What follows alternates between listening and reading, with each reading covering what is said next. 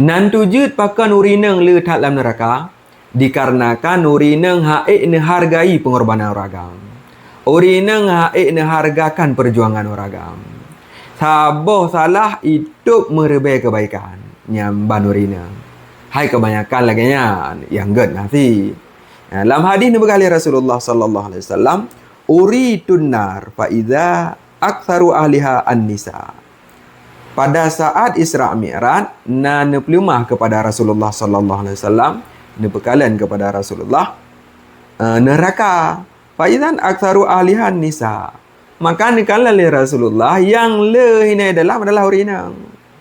Yakfurna kila ayakfurna billah qala yakfurnal asyir. Nepegah Rasulullah yakfurna urinang tersebut penyebab taman neraka gara-gara urinanya kufur mengingkari.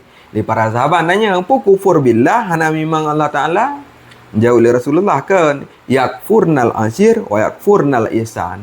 Le urinang dikufur diingkari keluarga, diingkari kebaikan lako, diingkari kebaikan ragam. Ni tak maklum, lau ahsanta ila ihdahunna dahara sumara'at minka syai'an qalat mara'aitu minka khairan qal. Andai tak pubuk kebaikan kepada salah sidra awaknya engkau rina ad-dahara sepanjang masa tak tre kamu tun tak lakukan kebaikan setiap pu perlejih tak penuhi pu yang jilake tajuk tu mara'at minka syai'an kemudian mak tabahura menikalan de keburukan terjadi padanya pokoknya atrai hana selera ji nyal langsung ke lejuli mara'aitu minka khairan kan ni baga nyo hadis ni ikeleji ilung hana pernah lung kalang kebaikan ba'rol mutiga pi padahal ikut kamu rebai kebaikan ka sepanjang masa kebaikan gara-gara sabah kebaikan gara-gara sabah keburukan langsung ajuikeun hana pernah lung kalang kebaikan ba'rol nya memang sikap urineng lagi kan bahaya tak hai kebanyakan ji lagi benar. Dalam riwayat lain dia berkata saddaqna fa inni raaitu kunna aktsara ahlin nar. Wahai urineng hai mendum-mendum awak roh bela sedekah. Karena yang lelung kalala neraka engkau arah mendum urineng ya kenyang bahaya tak urineng. Mengenai hadis tersebut nasabah kisah raja nan goknyan Mu'tamid bin Ubbad daerah Andalusia kisaran 500 Hijriah. Gaya 6 rumah iktimad Ar-Rumaikiyah. Salah tidur lamid yang beliau dijadikan sebagai permaisuri.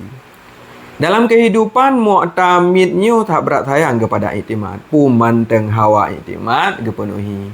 Hawanya penuhi, hawa je penuhi, hawanya ke beliau, hawa je ke beliau. Hingga bak sabahura le iktimad dikala ni ke istana urang-urang tengah gemen lehok lauji kan. Hingga iktimad perumahnya mengadu kepada raja lung hawal laginya.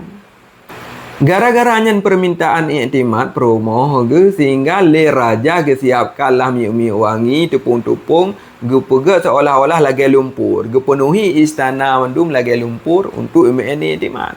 Hingga uronya terkenallah Yaumuddin atau uro tanah. Uro tanah dipenuhi dalam istana demi kebutuhan isteri. Ya, laginya lah kejadian ji. Trek berlalu masa raja tersebut kare kamundo kakali raja le iktimadnya bengihlah ke raja puno ke ragamnya. Hingga ke le iktimad yang kenya habaurina ilung hana pernah lung kalang kebaikan ba'drol metiga pi mandum keburukan. Gebalah le raja puno nekeun wala Yaumuddin. Tu mambit-bit hana kebaikan lu mutabah pi. Uro-uro tanah bu yang lem penuhi istana dengan tanahnya pi hana tingan baca pi. Ya.